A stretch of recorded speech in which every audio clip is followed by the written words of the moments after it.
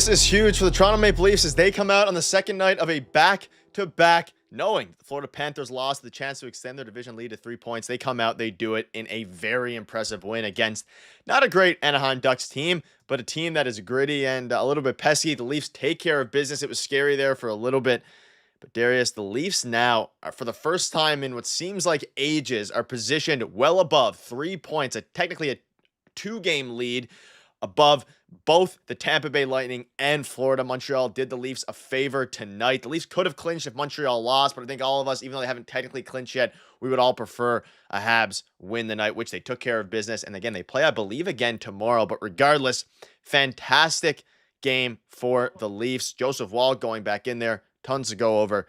Shout out to everybody in the chat. We are in the home stretch now. I'm back at my home setup, which is nice for the streams. Darius, the Leafs take care of business in one of the best games of the year, and there's a good chance that we'll look back at this come the end of the season and call that goal by Steven Lorentz the biggest goal of the year, because who knows what would have happened if they got to overtime on that. They needed 2 points here. They are now 3 points ahead of Florida, which is huge because you want to win both against Florida this week, but now if you win one, lose one, which is a very possible situation, they're both fantastic teams, you still remain atop of the conference.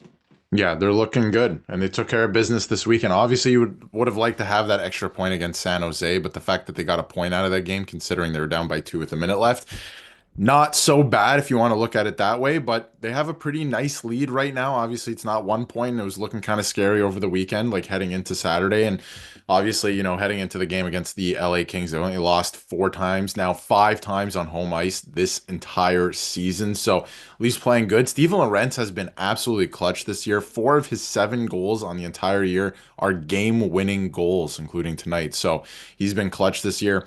Great net front presence. Probably one of their best signings, I think, coming into this season. Obviously, they retooled the blue line, but honestly, just what he brings to that fourth line and the fact that I thought they played very well tonight, even with Holmberg on the line. Like, just their role and what they bring to the team, like they're playing very well, and I think it's gonna translate well to the playoffs as well. So he's been huge, but a lot went right tonight, including the third pairing. OEL and Benoit were fantastic tonight, right? Like, I don't know if anyone saw that coming.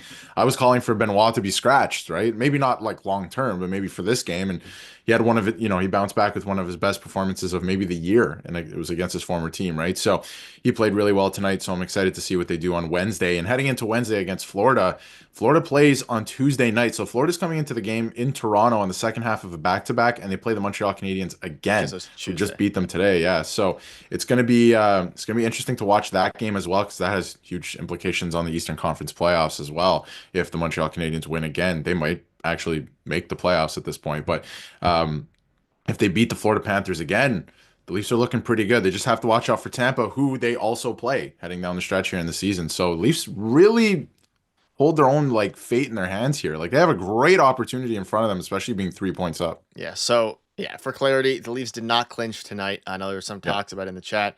Habs would have had to lose. However, they did not clinch tonight. That doesn't really matter. They're going to make the playoffs. What matters is winning the Atlantic Division, because playing Mhm. Ottawa would, Ottawa's a pesky team, much better, I think, than even. I know you might disagree, Darius, but I think at this point, playing Ottawa would be the best outcome here, as opposed to the Tampa Bay Lightning. But regardless of that, I saw someone say in the chat that they missed the game. How are the top guys? They were pretty solid.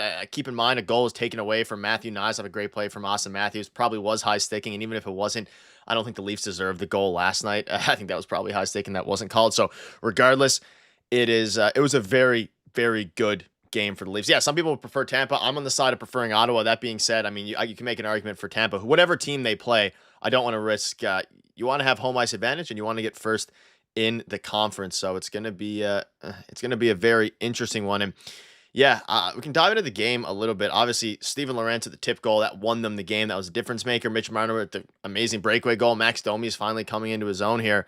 This was a very, good game. Even Pontus Holmberg fought and won the puck battle that ultimately got them the chance for Steven Lorentz to have a nasty tip there at the end.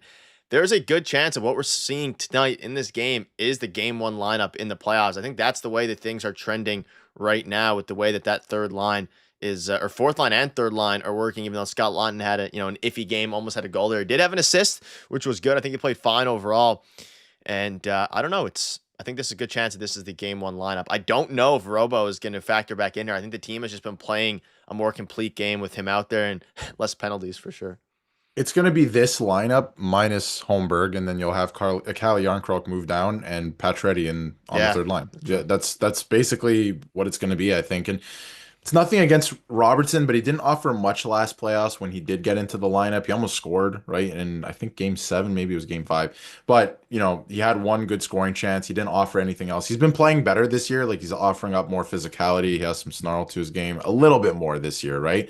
But based on who they brought in, who they have available, if Max Pacioretty's ready to go, I think he's coming in over Robertson.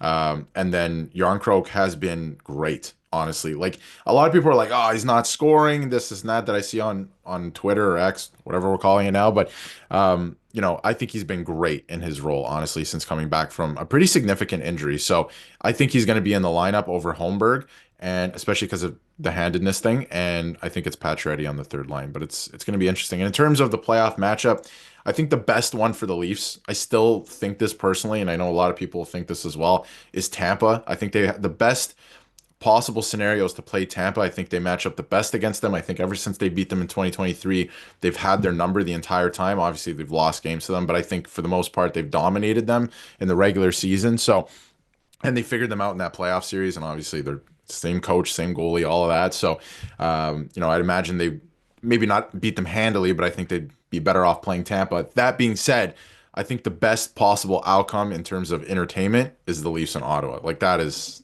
the Leafs and Senators in the first round would be fantastic in terms of like just the war that would happen online between the fan bases. But I do maintain that I think it could be Tampa that would be the best matchup. Yeah. But anything can still happen there.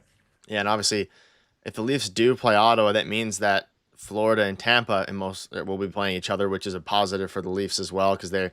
I mean, there's a world where Tampa could upset. That would be the best outcome. Would be the Leafs beating Ottawa, and then of course Tampa upsetting the Panthers. So it is interesting. Ottawa does have an interesting playoff style. They don't have as much experience. That being said, the Leafs have experience of losing in the playoffs. So I mean, there's a way that kind of goes both ways there. Let's dive into the impact scorecard a little bit here. Benoit, before we get into the impact scorecard, let us know in the chat who you think your top three is. We all thought Benoit was going to be taken out for Myers, and he probably had his best game of the season tonight. He was all over the place, had an assist, a +3 tonight for Simon Benoit alongside Yeah. OEL.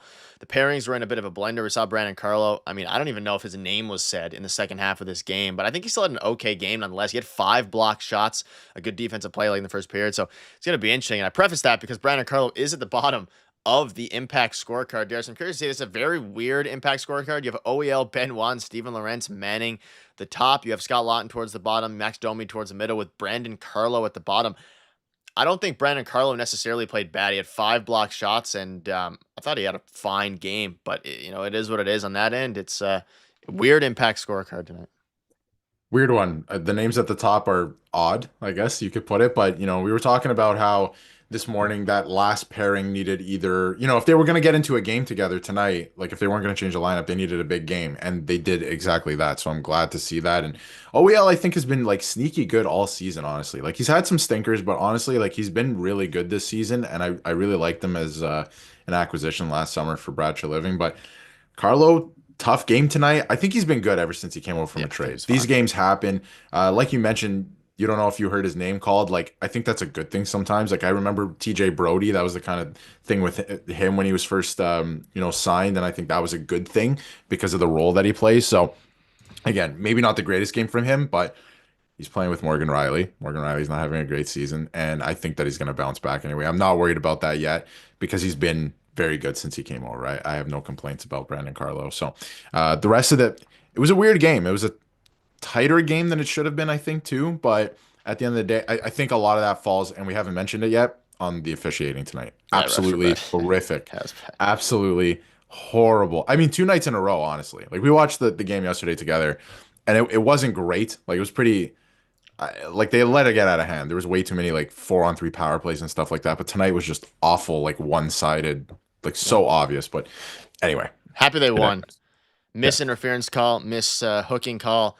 They called the one on Matthew Nyes. Like I hate that. I mean, it was a clean hit, and then they didn't call it on the hit. They call it on the retaliation, I guess, from Matthew Nyes, even though he Yeah. got hit first. Like it was weird, but at the end of the day, they got it in. Also, hit the like button. Shout out to the 86 of you in here. Let's try to get 50 likes. We're at 23. We all like seeing numbers go up. And if you're new, you can hit the subscribe button as well. Pretty quiet game for William Nylander as well. It was a weird one. Like the top line didn't really do much, and by didn't really do much, they didn't put a point on the board. So technically they did, but it got taken back. Probably the right call with the high stick. But this is the games where I guess Mitch Marner had a point. But this is the game where the top two guys I'm talking about, Austin Matthews and Matthew Nyes, I still think they played okay, but Mhm. games like this whether they're tired, whether they're a little bit unlucky, obviously great play between Nyes and Matthews there early in the game. Matthews and Nyes, Matthews and Nyes, interesting names. Um, the team played well and they battled. That fourth line goal is exactly. I mean, the announcers kind of telecasted it, saying they need a fourth line goal here, something like that to give a boost. Steven Lorentz, obviously with a fantastic filthy tip. Max Domi with a filthy goal. Mitch Marner with a filthy goal. Matthew Nyes with an unbelievable move. Couldn't put it home. Just completely lost it. I think, and someone can correct me if I'm wrong. I'm actually going to double check this before I say this, Darius. I know we were talking about it yesterday. Yeah. I know we've had some negative, not negative, streams necessarily, but some negative I vibes know as of late. exactly what you're going to bring I up am here. going to Yeah. bring it up because the Leafs are 6-1-1 in their last 8 games. Yeah. And 4 of those games were on the road trip. Now, the problem is 2 of those losses, why they've been so sour, one of them in the shootout against the Sharks, and of course one of them in regulation against the Predators, 6-1-1 in their last 8. And it felt like for a little bit there, though, I mean, even against the Sharks, that the ground was falling from beneath us. The team's been rolling in the second half of March. A little while ago, the Tampa Bay Lightning won 8 games in a row.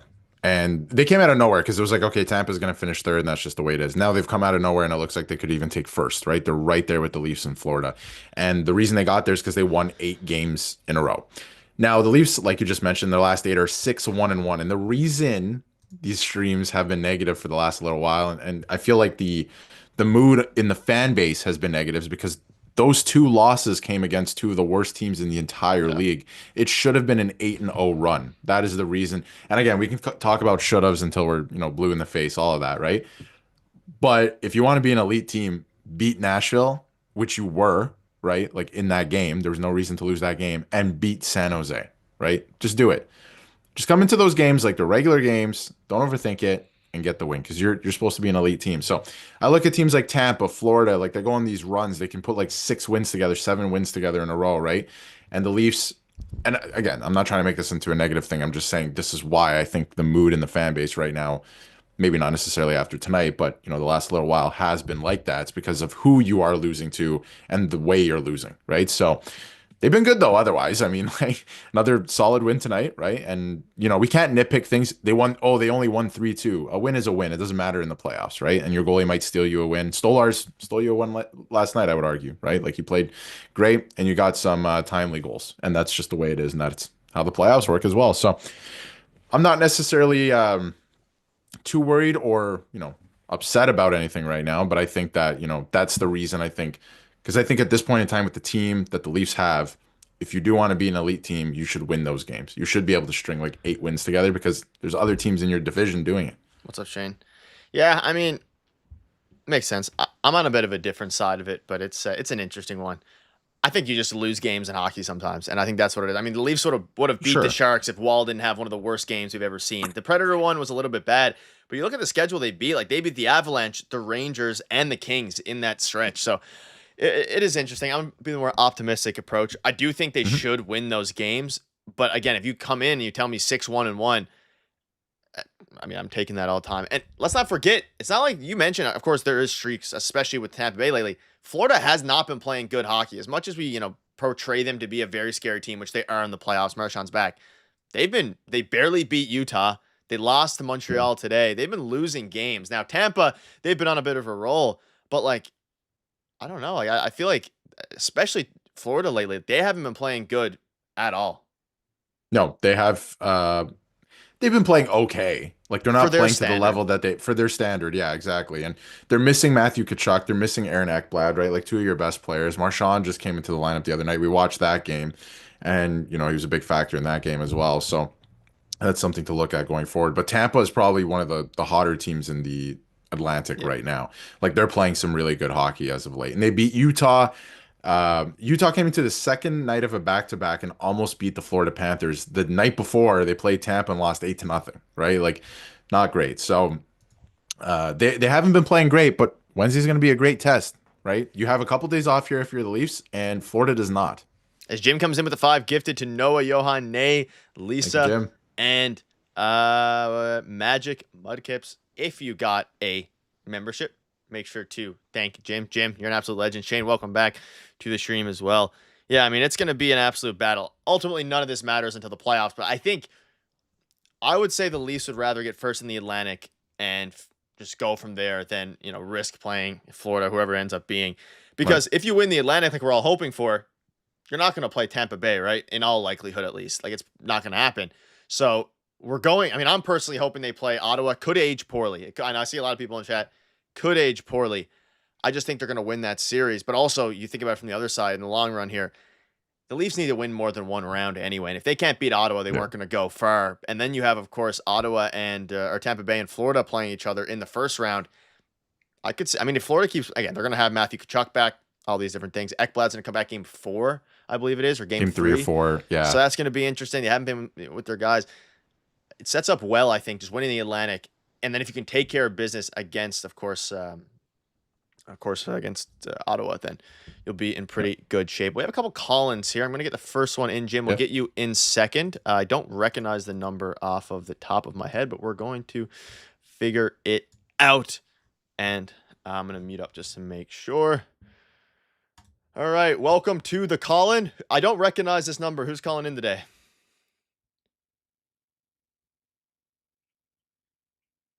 Who's calling in? Introduce yourself. Hi, my name's Hugh, and I'd love the opportunity to chat with you guys about the Leafs and whatnot. What's up? Following a solid victory tonight over the Ducks. What's up, Hugh? First time caller, I believe. Welcome in. Let's Yeah, it is. Go ahead. What are your thoughts on tonight's game? Huge win. The Leafs are getting closer and closer to we're getting closer and closer to the playoffs here, but it's going to be an interesting one. What were your thoughts on tonight's game? Well, I thought it was a pretty solid performance all around. I was definitely happy to see, especially given the fact that it was the second half of a back-to-back. I always give props to back-to-back, especially considering back-to-back victories.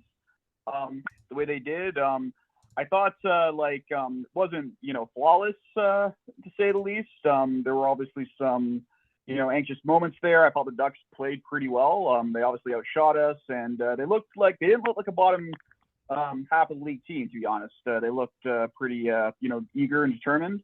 But still, we got the goals when we needed. It was only 3, I know, but still, and especially the fourth line coming up big for us in the third. Like, that's always a nice surprise. And I feel good.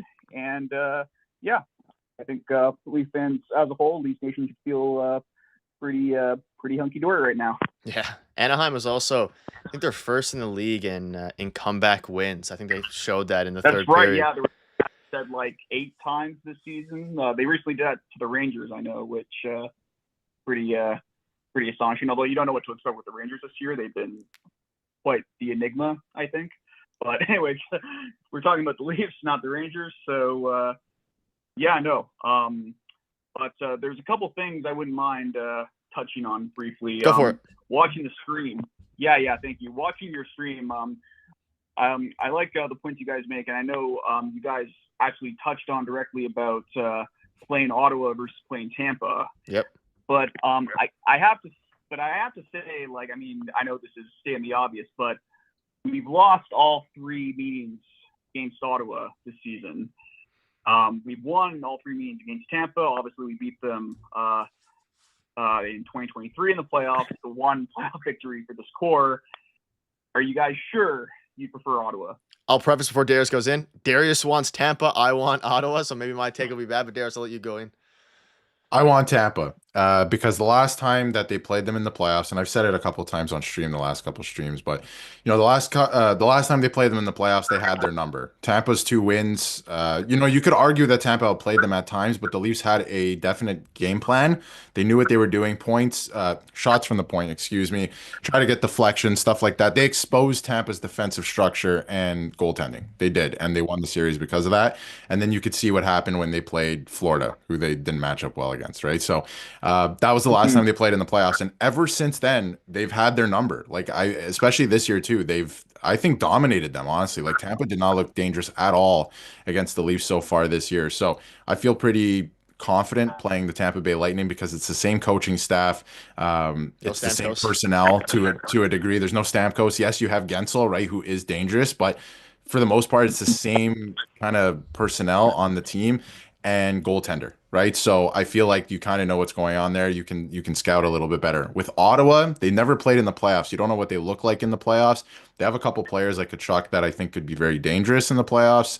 And you have Allmark back there too. That's a wild card, right? Like that's a little scary to me. So I'd rather play Tampa personally. Nick, I am curious about your thoughts, but I would rather play Tampa, but I'm not saying like the Leafs would lose to Ottawa. I just think you don't know what's behind that door. Yeah, I think the only realistically, Hugh, you make a good point. Obviously, regular season wise, the Ottawa's had their number. You think back to the one playoff victory this core has had is against Tampa. They are not quite as good, I don't think, as they were in even those runs where the Leafs beat them. You lost Stamkos, a couple other guys, but at the same time, I think Tampa has a lot more. I mean, they do have a lot more playoff experience, depth. Like I think That's they right. will come more prepared. And again, I'm of the mindset of again Ottawa. They got Linus Ullmark. Whether he'll have a great performance is yet to be seen in the playoffs as well, bouncing back and forth between him and Jeremy Swayman and the Bruins last year and prior. I just think the Leafs, if this is the team that is going to win a cup, they need to beat one of them anyways. And I think it's more advantageous even otherwise with Tampa playing against Florida if that happens. So there's other things there as well. But if this team loses the Ottawa Senators, I mean, I think they'd lose to Tampa or they get curb stomped by Florida anyways. I think they need to win regardless. And I think Tampa or playing Ottawa first gives them an easier path. And if they come out and play like the team that they should destroy the Ottawa Senators. Better talent, better goaltending, better, more experience. So that's kind of my thoughts. What are your thoughts, Hugh? Yeah, no, well, I appreciate that analysis and depth, and you guys both make some very valid points. But honestly, like it's hard to know where I stand. Honestly, both you guys made, great critiques and really kind of gave, basically, gave valid reasons for both of those scenarios. But I guess kind of where my head's at right now is, I mean, here's the thing. The psychological aspect, I don't know if Craig Berube's made a difference. I like to think he has this season, but again, that kind of remains to be seen because it's the playoffs where there's the most pressure. And again, I apologize to everybody to turn back the clock with this point, but Montreal, like that choke job back in 2021, like that was almost certainly psychological. Yeah. And I can't but wonder, you're playing this, you're another rival who obviously, it would be pretty humiliating to, and there'd be some pretty epic bragging rights probably following that. So I don't know. Do you think they're more likely to, I guess kind of, let their emotions kind of get the better of them against Ottawa than Tampa? Again, I know that this is obviously not a bit of a touchy subject, but I just thought I'd, take a stab at that. Yeah. Darius, that's a good point. I mean, I think that's where Darius stands. Yeah, I think it's very false. I do. Yeah, I agree with that. I think that's a really good point. And I think like there's pressure on the team this year, a lot of pressure. But if you're playing Ottawa, I feel like there's just that much more pressure because you need to win now. Like that would be incredibly embarrassing because I don't think Ottawa's made the playoffs since 2017. So that would be just another level they were, of one spot away from making the final against Pittsburgh, and then it's been an uphill battle for them ever since. Exactly. Yeah, no, but I do want to also say though that the reality is, I mean, I hate to say this, but again, going back to the regular season performances, at least this season, well, actually not just this season, but next season, next season, last season as well, maybe next season too, we'll see. But the point I was going to make was, like we've really kind of underperformed against Ottawa. It looks like Ottawa are having time of their lives playing us, whilst we're like, oh my God, like let's get like they're just counting clock to get off the ice, it seems. So I'm not gonna lie, if I were like stepping in Ottawa's shoes, like I would, or skates, I should say, honestly, like I would kind of feel, man, I hope we get to play the Leafs. This will be so much fun. because they don't play well against us. And if we lose, hey, is what it is. We're back in the playoffs. That's all that matters. If it's the Leafs, it's more likely to be Jesus Christ. Here we go. Like part of my French there, but yeah. Again, obviously, it is what it is. And again, if they can go into the playoffs on a high note, if they can, close out the season with ideally, they win the rest of they win. What is it? 9-8 games they have left. Yeah, not much. Yeah, bring that momentum in there. Yeah, I like their chances more so. But again, like I said, it's hard for me to really come to like a I don't know, not hard for me to give like any kind of sound conclusion here. I'm just kind of thinking to myself, well, what if the playoffs happen today? This is who we would play. How do I feel about that? The answer right now is uneasy. Yeah, which makes things interesting because we're all cheering for the Leafs in theory. At least I am, for them to win the Atlantic. But winning the Atlantic would guarantee you one of Ottawa, or I mean, depending on how things shape up, we don't really know yet. Montreal, whatever it ends up being. But it's I do think ultimately you make a good point. The psychological factor is scary because it's the Leafs after all. It's the team we all love and at times hate. But yeah, I'm going to just stick with my gut with the Ottawa Senators, regardless of what we saw this playoff run, just because I think if they need to win, beat them anyways to get through. You can't beat Ottawa, whatever meant, like let's say they lose against Ottawa, and it's like you mentioned this Habs series because of whether it be psychological, whatever it was, they weren't going to make it into the far anyway. So I think it's something they had to conquer. And if this team is different this year, they should be able to beat Ottawa. They are significantly more talented. I also think they're more talented than Tampa Bay, but Tampa Bay has experience and things like that. So that's kind of where I stand on it. But any other thoughts, Hugh? No, that's pretty much my thoughts on that. There was something else I was curious to ask about, but if you guys want to move on to another caller, I completely understand. No, you got it. You can shoot it up. Okay, thanks. I appreciate it. So this is something that's been talked at great length, obviously all season, and I understand if you guys, are kind of tired of, jumping back and forth on this subject. But let me just ask, lots of Leaf fans are seemingly wanting Marner to walk. I totally understand the considering the pros and cons of the core four and having this high percentage of your salary cap going to these players. I totally get that, but the thing I kind of keep coming back to, which I don't honestly feel is being talked about enough, is where are you going to replace that production? Like, I don't see, because that's the sad thing with the Rantanen factor, which was, yeah, obviously if we're going to lose Marner, we have at least on paper, a perfect replacement in Rantanen. I don't know. The idea of losing Mark for nothing in the off season, I don't know. It worries me. Let's just say. I think it comes down to, this Leafs team, and they've been together, essentially the core, since 2016 at this point. If you lose again in the first round this year or the second round, and it's in the same fashion as always, like the way that you lose, it simply comes down to the fact that these guys can't win together, and you have to change something. And Nylander and Matthews are not going, so the odd man out is the guy who's the free agent, right? I think so. And to your next point, where do you replace the production?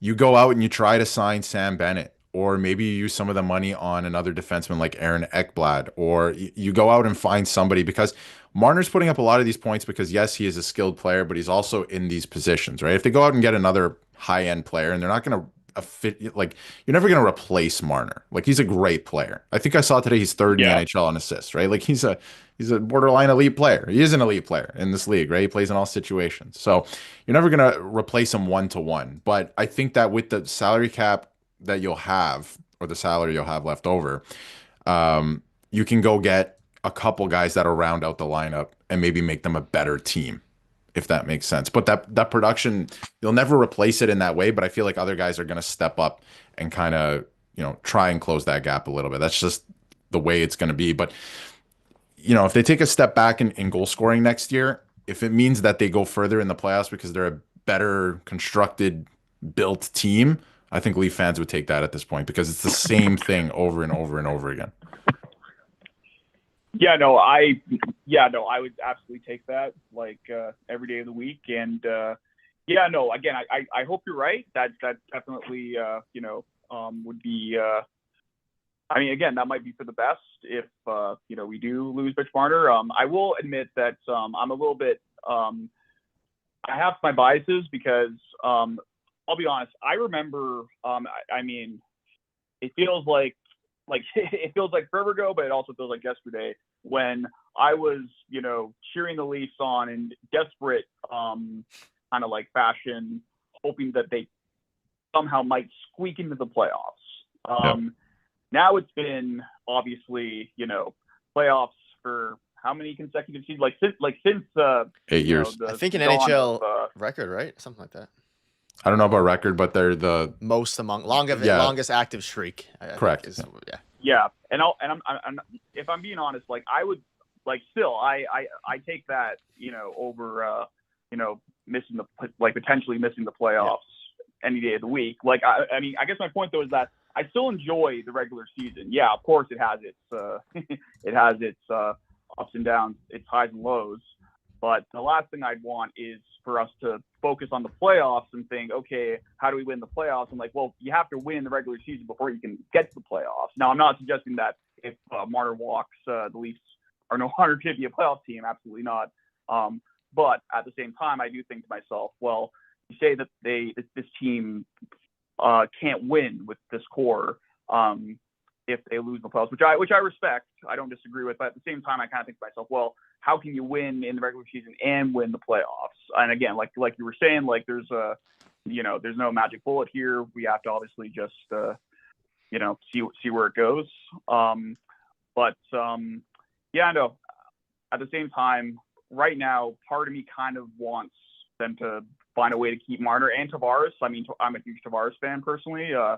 Given how hot he's been as of late, it would be. I honestly feel right now. I mean, I'll kind of jump into a different subject, but if Tavares is saying, I'll stay for a reasonable cap hit and reasonable term, I think you go ahead and do that. Honestly, I don't like the idea of let's wait to see how much Marner wants and then we'll worry about signing Tavares or even Matthew Knies. Like I kind of think like you should be prioritizing Tavares, maybe not over Marner, but maybe putting that hard. Again, I don't know exactly what's going on, and I'll also say that obviously Tavares is an interesting case because he's like he's going to be 35 this year or next year, but obviously you have to consider how much longer do you have him like playing like this. Hard to say, but still I think anytime a player like a veteran who's like willing to take a hometown discount and stay with his hometown team like what Claude Giroux has done with the Senators. Oh God, let me just say Claude Giroux, huge Leaf killer, would not want to face him in the playoffs. Throwing that out there, but anyway, sorry, I'm rambling on here, but I just hope that Brendan and Brad can do right by this team. Yeah, I mean, ultimately, I think for Mitch Marner, completely depends on the playoff performance. I know a lot of people out there, Darius included, like if they don't make it far, he should just walk, which is probably like not he should just walk. The Leafs won't want him back, which is probably the reality of the situation. But it all depends on the playoffs for me. Yeah. Not just for Marner, but for I think Tavares comes back, but for the outlook of the team. And if Mitch Marner leaves and you let him walk, you can replace him. I mean, Nikolai Ehlers is a guy who's out there. You have Sam Bennett. Like, there's a lot of other guys that could fill out this team. They don't lack star power if Mitch Marner walks. They still have, in theory, enough of it to win. It's just a matter of filling it out. And we finally have a good blue line for at least the next couple of years. So it is going to be an interesting one. Yeah, sounds good. And last thing I'll just really say is I hope Matthews can still be Matthews without Marner. Yes, I think he will. Hard to imagine. Yeah, obviously Matthews has had a bit of a down year by his standards this season. I wasn't expecting him to score 69 goals again, but obviously, we all know that he's been playing hurt, and obviously when he's in the lineup that is. But yeah, I will also say that I don't know how good buddies Matthews and Marner are in real life. I'm sure they're pretty close given how long they've been together for. But hopefully, I guess morale isn't too heavily impacted. But again, this is all this is all speculation, and but hopefully if this is the Core 4's last dance, then hopefully a new dance can,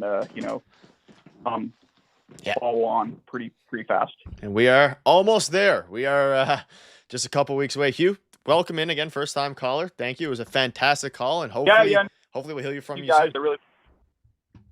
Yeah, absolutely. Good luck, guys, and keep everything up. I've really been enjoying your content as of late, and thanks a lot for having me on. Have a great night. Go Leafs, go. Yes, sir. Everyone, shout out to Hugh in the chat. First time caller, fantastic, and have a great evening.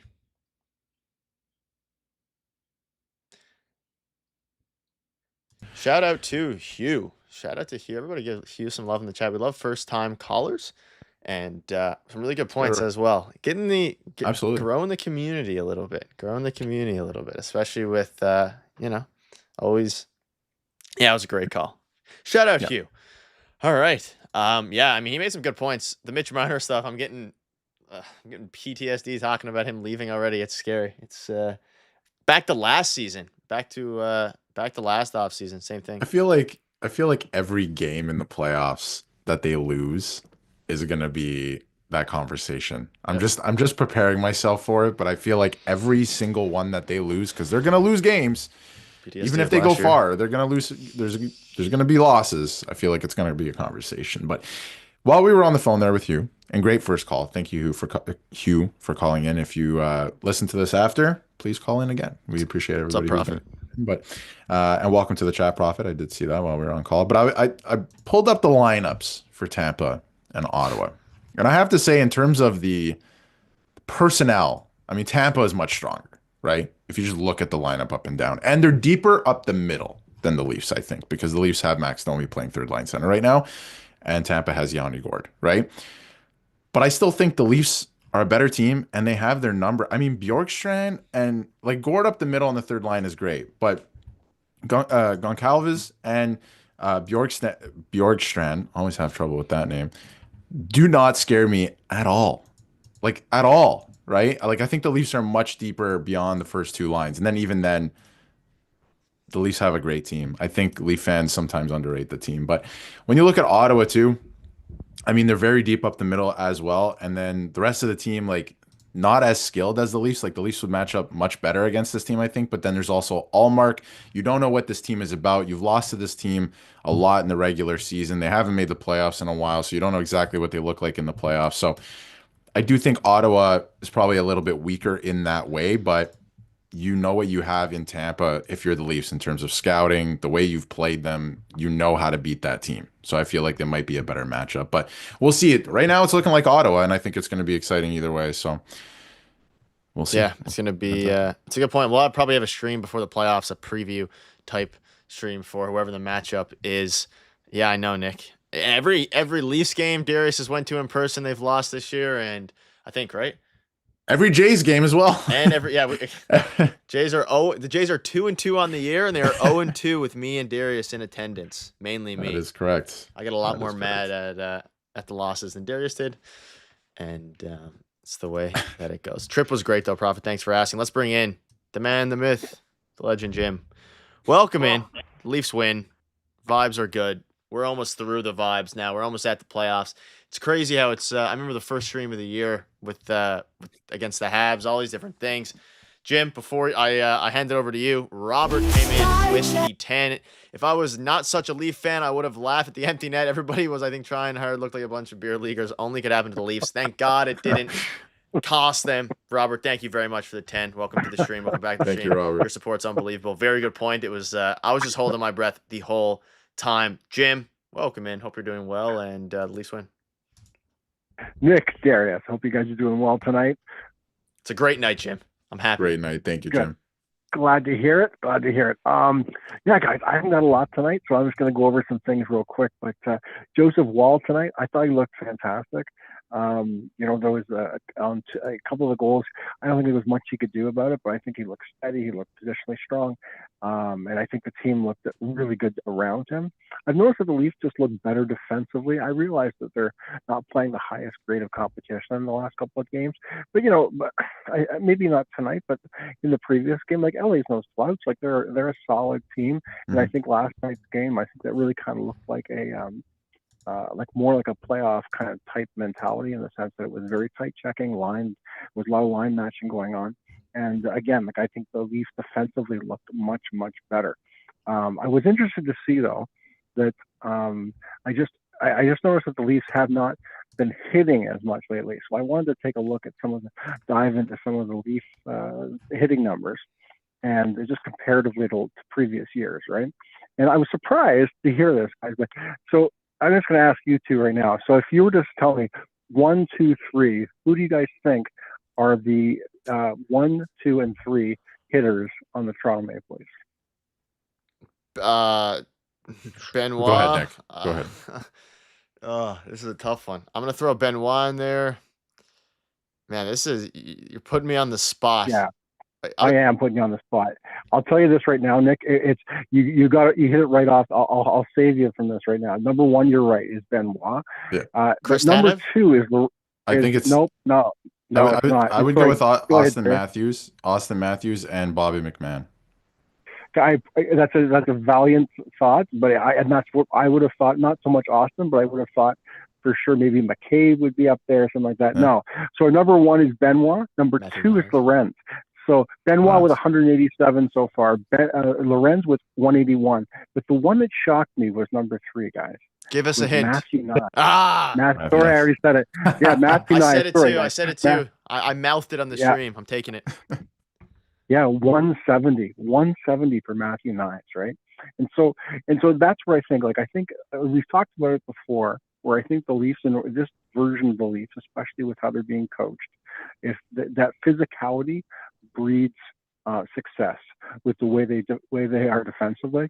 And I think tonight, with the goal from Lorenz, as we're looking for productivity, and Darius, you brought up one of my points, which was key, right? Was that it was only the 7th goal of the year, but he has four game winners.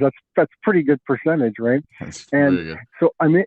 So I'm interested to see what a guy like Lorenz is going to bring. He's not going to be someone that's going to pot you like 20, 25 goals. By the way, Nye tonight got absolutely robbed. I think on that goal, because that was a beauty, and I think that would have been Nye's 26th on the year. Yep. And so if he had bagged that one and then the breakaway at the end, that's 27. Anyways, I'm impressed with him. But as far as the 4th line goes, I just really interested to see, guys, what a guy like Lorenz is going to bring in the playoffs.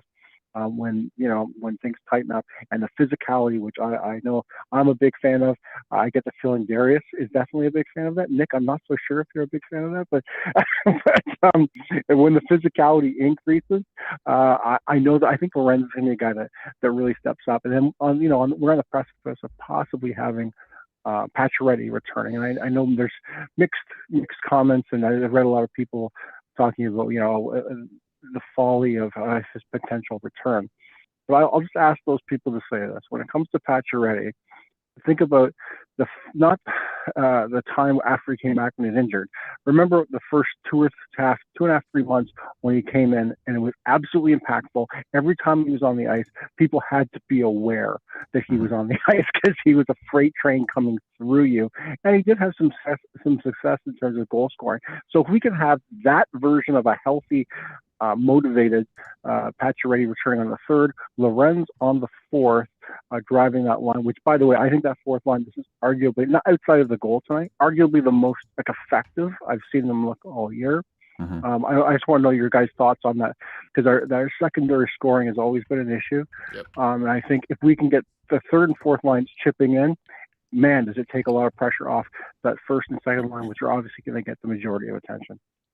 I think you bring up a great point, because people keep bringing up the last couple of years, the Leafs' depth scoring is not good in the playoffs. And I've never believed in, because there was a thing a couple of years ago, I think it was 21 maybe, or maybe 2020, they had an opportunity to get Taylor Hall, I think, in a trade, and people were like, oh, that would have helped the depth scoring. I don't think you need another sniper or pure goal scorer in the lineup. I think it's the way that they play has been the problem in the playoffs, right? And you bring up Pacioretty, if he's healthy and he plays like he did earlier this season in the lineup, he's going to go right through guys. And whoever they're playing, if it's Tampa, if it's Ottawa, they're going to have to start moving the puck faster if he's coming to hit them, right? They're going to make more mistakes.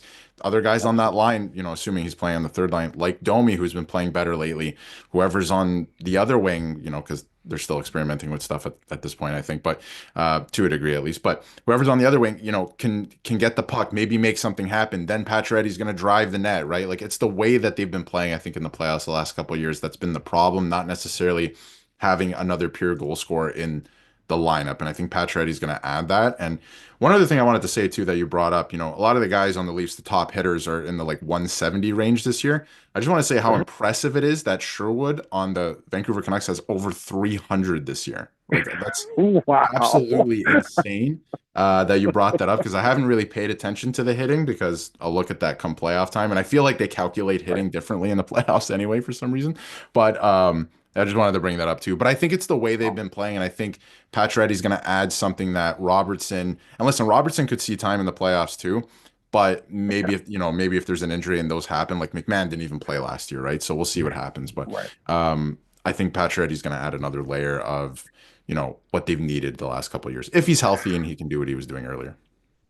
Yeah, well, and I think too, guys, I think you brought up Robertson, and I think it's a good point to bring up now, is the fact that like his ineffectiveness and his inconsistency kind of in the regular season. And sadly enough, this has been the kind of the best season he's had so far, in my opinion. And yet it's still having the same kind of feelings in terms of uncertainty, in for me anyways, of him being in the lineup. Defensively, I think there's a lot of question marks there, and offensively there's a real inconsistency there, and physically he just can't compete. So if he's going to be on a third or fourth line, which is obviously what's going to happen, I just don't see, and barring some injuries on the Leafs forwards, how Robertson is going to be in the lineup or be impactful if he is. Yeah, I mean, you don't got to tell me twice to keep Nick Robertson out there. I'm all in on that one. I just don't. I think the team just looks better when it's almost like Ryan, not the same at all, but the team just like once Ryan Reeves left, the team has looked better, especially that fourth line, which is something that, maybe if the Leafs, now this is hindsight, of course, maybe if they didn't play Ryan Reeves a lot of these games, they would have won some more regular season games. Obviously, hindsight's 2020, but they've looked a lot better without him. I don't think it's going to be as drastic of a change for Nick Robertson, but the team just looks better when when he's scoring goals. Sure, he can be good, and we saw some physicality be added to his game. He's hitting, back checking a little bit, forward checking a little bit. It doesn't really matter though, because he doesn't really do anything else well besides score, and he hasn't been scoring. So the definition of that third and fourth line, which now looks really, that third line is starting to come together with Lawton on the wing there with, Max Domi. I think things just look better without him, and I think the team plays better. And he's also a defensive liability, and it's not necessarily always his fault. He's a little bit undersized, and he's so aggressive, I think, trying to force his game now to get some. I mean, this, again, he's up for a new contract in a handful of games. There's 8 games left in the season. He's forcing a little bit, and he has been, because he's scratched every other game, all these different things. He's forcing, which then leads to a ton of undisciplined penalties, which have cost the Leafs already this year. So I just don't think it's going to happen, and I don't think he's going to be a Leaf for beyond this season either. Yeah, I have to agree with everything you just said there, Nick. I think it was a failed experiment, and I think I still like what Robertson brings. I just don't think in the role he would have to play on this version of the Leafs team, I just don't see how he fits into that physical role. And I think, as you've said, Nick, I think he's trying to assert himself and play a certain style of hockey that he's just ill-equipped to play. So we'll see what happens moving on to the playoffs. But I'm in the Nick camp on that one, where I think it's very unlikely that we will see him, barring some terrible injuries. It's very unlikely we'll see him in the playoffs.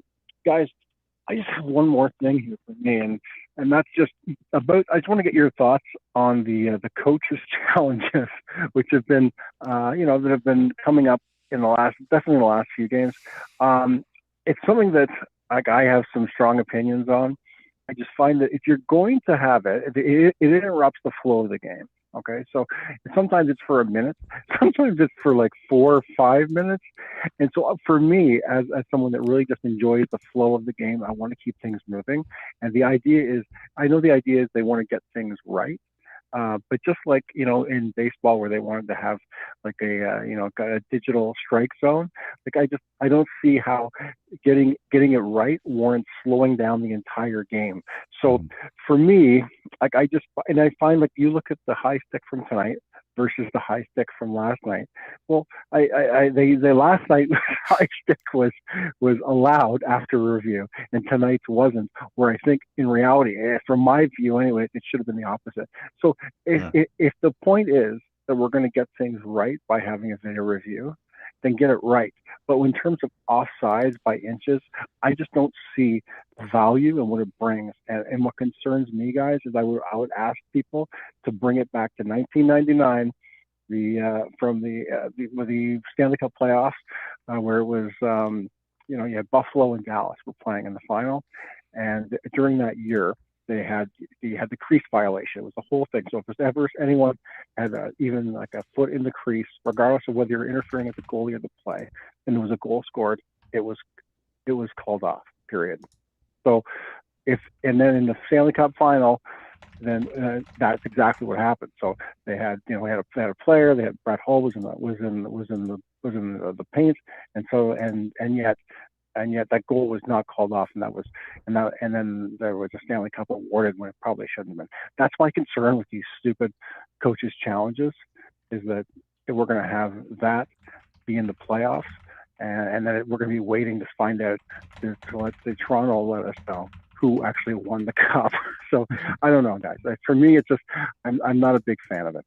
Yeah, I'll let you speak in a second, Darius, because I'm very strong about this. And I'm actually happy you brought it up because I was watching the game today, and I think I'm somewhere in the middle between where you are, and like I think they should get the calls right because ultimately that's, I guess, the most fair thing. But I don't think there's like a way. There's no real right calls that we're reviewing in hockey like 90% of the time, because there's no direct metric that they can use to measure if that stick was above his shoulders or not.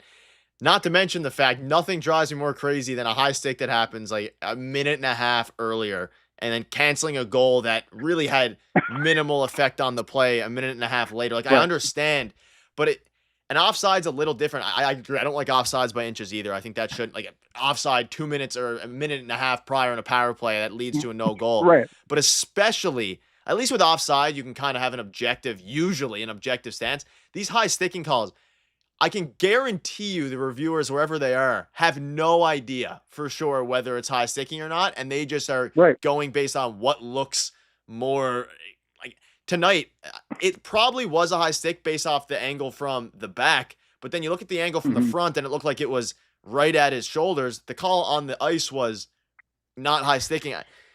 I don't think anyone complains if they just keep playing hockey and if that happens there, because the goal was good. It's better for the product. I think most of the time you want to get the calls right, but when they're inches with something that is not subjective anyway, it's not objective. Sorry, it's subjective. So it's like, I don't know, if there was a puck ruler thing that they have installed in the puck where you can see directly if it's high sticking, sure, it's a bit easier to swallow. But when we're here and you look at, whether you look at Reddit, you're in your car with your friends watching it, wherever car. I don't know why you'd be in the car watching the game, but you're in a living room watching the game, and there's 10 people in the house, and 5 of them think it's high stick, 5 of them don't. Just let them play hockey and go whatever's on the ice, because at that point, it's like you have no. Same with goalie interference. It's a clown show, and I hate the referees. I hate the referees this season. I don't hate them as people. I think that the calls, and maybe it's Gary Bettman coming down and saying something. It is unbelievably frustrating to watch, especially because I watch like every sport like pretty in depth, and a lot of them are bad. You mentioned baseball, the umpires are bad. NBA, the refs are pretty bad. Hockey is like, you have no idea if a penalty is going to get called or not, and it makes watching the game incredibly infuriating. There's my rant on the refs, and again, respect to all the refs out there. I would not be able to do a better job, but the way they're calling games has gotten way worse in previous years, and just like, it is, even the high stick yesterday, clearly a high stick, and then they don't call it. So then it's like, and then tonight, I can't stand it. Darius, I'll let you go before Jim will throw it back over to you. I just took the floor from Darius a little bit. No, that's all good. And I won't get into specifics because I think you covered it very well. And I think everyone feels almost pretty much the exact same way, like league wide on what's happening. Right. But, last night, just to get into that quickly, like from the angles we were given on TV, that's a high stick. Like, like very obviously, and then it's called a goal. And I'm Absolutely. looking at that even as a Leafs fan, and I'm like, what are we doing here? Like we were watching it together, Nick, and Yeah. I was like, what are we doing here? Because that's gonna come back to bite the Leafs, I feel like, just because of the hockey gods, the way they work. And like and that's called a or not a high stick. And I was like, that is unbelievable. And then there's the thing that happened tonight. But anyway, I won't get too into specifics. But I think you either, as a league, like FIFA, have to go fully electronic, right? Like Yeah. somehow figure it out. You Yes. either go fully electronic, or if you don't want to, you have that little grace period between the goal being scored and the face-off to challenge, coach's challenge. I do like the coach's challenge. I think it's a good thing that they brought into the game. They should keep it. But from the time they challenge to the time you drop the puck, it should be like 2 minutes. If you can't figure it out in 2 minutes, sorry, we couldn't come to a conclusive answer. It's whatever we called on the ice, continue It's the the game. only That's the way sport. It's the only sport that does it that yeah, way. You look at baseball, you have 15 Yeah. seconds. NBA, I'm right. pretty sure you Exactly. have a certain amount of time. And then it's hockey here. We're all celebrating a goal. God forbid you have a parlay on the game with a goal, and then it gets called back. Right. It is the most frustrating. And I think they know that. They probably know that it's like it's gotten to a point now where you see a goal scored and they pan to the bench and you're like, oh no, are they going to challenge something? And then whether it's a high stick, whether it's offside, whether it's goalie interference, whether it's a hand pass 15 It's minutes true. prior, it's just so frustrating that it takes away from some of the excitement of the goals, knowing that one little micro inch of a stick being above the shoulders and something you can't even tell is high sticking. You got to be like FIFA where you know for Like, sure based on a measurement, and that'll also make it way faster and increase the pace of the game as well. so the thing that scares me about it, guys, and I'll get off this in a second, but just imagine. I just muse with me for a moment. Imagine the Leafs are in the Stanley Cup final, and they're up 3 games to 2, and they go in. It's overtime. Matthews goes in, puts a goal in, and then they pan over to the opposing bench, and now we have to wait for 3.5 minutes to celebrate the first Stanley Cup in 50 plus years to see whether or not this was offside. This is my nightmare. It doesn't even have to be Game 7 though. It can literally be any. It could be the game on Wednesday against Florida, and I'd be just as mad. Go ahead, Darius. I was gonna say I would be far more mad if it was Game 7. Because unlike you, Nick, I haven't got another 50 years to wait. That's fair. That's fair. it doesn't even have to be Game 7 of the Stanley Cup final. It could be like the conference final. It could be the second round. Maybe it's Game Right. 6, an important game. You go up by 1 goal, and then you're sitting there for 5 minutes when hockey is, first of all, like 90% mental, and the rest of it is momentum, right? In the playoffs. Like, if you kill that momentum where the crowd's going nuts, and now you're sitting there for 5 minutes looking at the video board, and the ref's looking at his tablet that's way too small because the NHL can't buy more iPads or something like that. And they're like, I don't know, is it a high stick to you? Like, I'm watching on a bigger screen at home, and the refs who are making the call are watching on an iPad mini, and then the crowd is waiting for everything to happen, right? Like that. It doesn't even have to be Game 7 of the final. Well, It could just be a situation like that. And guys, before I'll get off this, but I'll just say this: is that, just to carry on with that point. Just imagine in that scenario, if you're one of the players on the bench, so you're either going to celebrate winning the series, or you have to get back into a mindset of playing, and you're sitting there for 3 or 4 minutes, going like, "Okay, am I drinking champagne in a minute, or am I going to be like getting an IV?" Yeah. And ultimately, I'm fine with rules being rules, but I think they just need to make the rules, even like increasing the rule for goalie interference just to make it more streamlined as to what it actually is, and making these things less subjective would go a long way, I think, because I don't even think it's the ref's fault necessarily a lot of the time. Like No. the game management, yeah, they can probably do a better job, but like for these long reviews, they need to streamline it. I think that's what it comes down to. But yeah, I was right there with you. I'm happy you brought it up. I forgot about it for a moment. And just briefly, guys, I'll just say this before, unless you guys are short on time, I just wanted to say about my feelings on the potential playoff match. You got it. Go for it. Yep.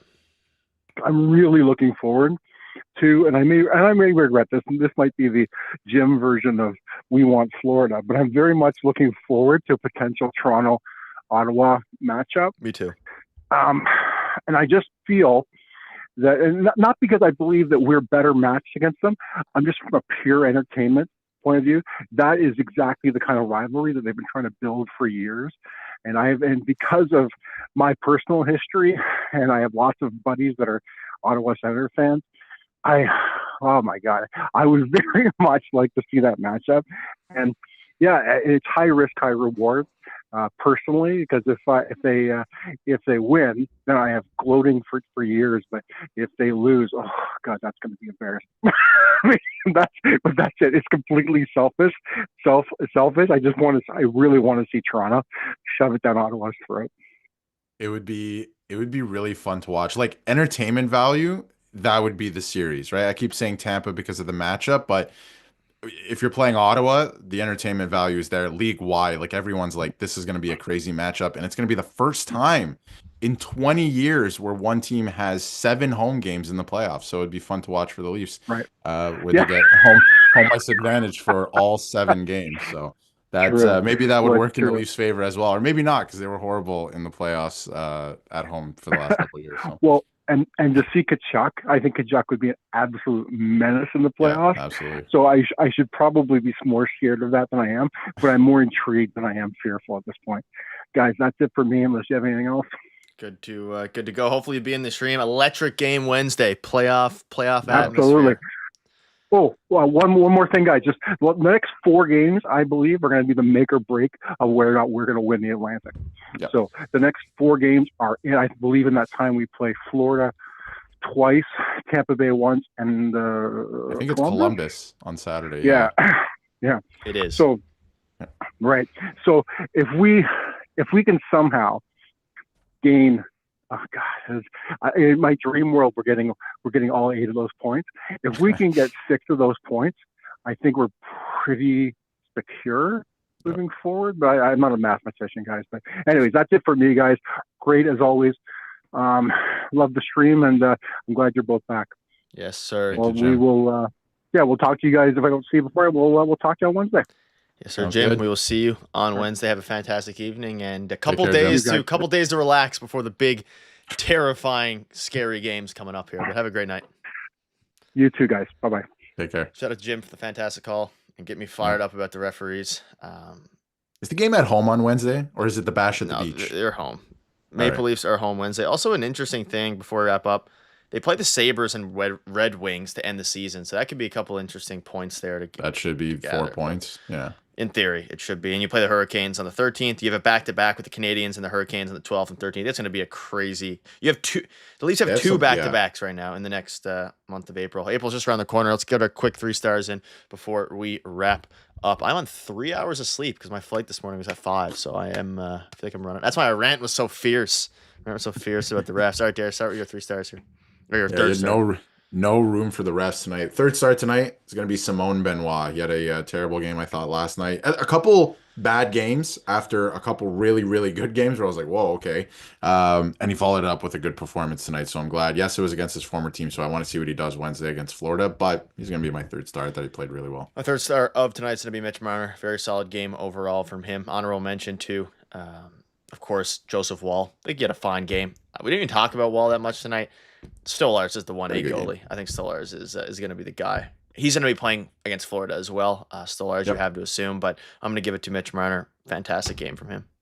Yeah, he definitely had a good game. Mitch Marner is going to be my second star. He had a fantastic game again tonight, and he's been really good player for the Leafs all season long. It's going to be interesting to see if he finally hits 100 points. We're heading into April here, so it's got to happen here soon. So hopefully he does hit 100 points just for himself as a player, but he's my second star tonight. I'm going to go with second star Benoit / OEL. Don't want to leave one of them off. And then my first star is going to be the classic Steven Lorentz, because that's how I do it in games. I mean, realistically, he won in the game, so he has to be the first star for me. And again, for guys like that where you don't see that kind of, like that impact for him is a much bigger, that fourth line goal going up against the Ducks fourth line. You take care of business, you get the win, having a similar season to his, I believe, 2022 year with the Sharks. A very good year for Lorentz.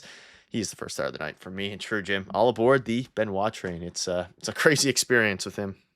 Love Lorentz. I think he was a great signing from the beginning. I'm going to go a little bit, not off the board, but just to be different, Max Domi. His goal was amazing. I thought he had a good game. So I'm going to go with Max Domi, but honestly, Lorentz, 4 out of his 7 goals all season, game-winning goals. It's been unbelievable. Crazy tip. And that's the type of stuff when it comes to the playoffs, man. Like, you got to play a certain way, and it's not going to be easy to score. And a guy like that just driving the net, you never know what happens. So glad to see that again tonight. Yeah, ladies and gentlemen, fantastic stream. We're back, ready to go, ready to really lock in here for what's going to be a crazy month of April. April starts in 2 days on Tuesday. We have a game on, the Leafs have a game on Wednesday. We'll have videos coming for you guys every step of the way, starting tomorrow afternoon, as per usual. Probably a couple videos coming out for you tomorrow, depending on how things shape up. Ladies and gentlemen, have a great night. Shout out to everybody who called in, Hugh and Jim, as per usual. We will see you all in the video tomorrow afternoon, so make sure you stay tuned for that. Thank you guys for watching. See you then. Digest your daily dose of gold. Stories of the bold where legends are told. From first pop drop to the season's full. Tune in and watch the drama unfold.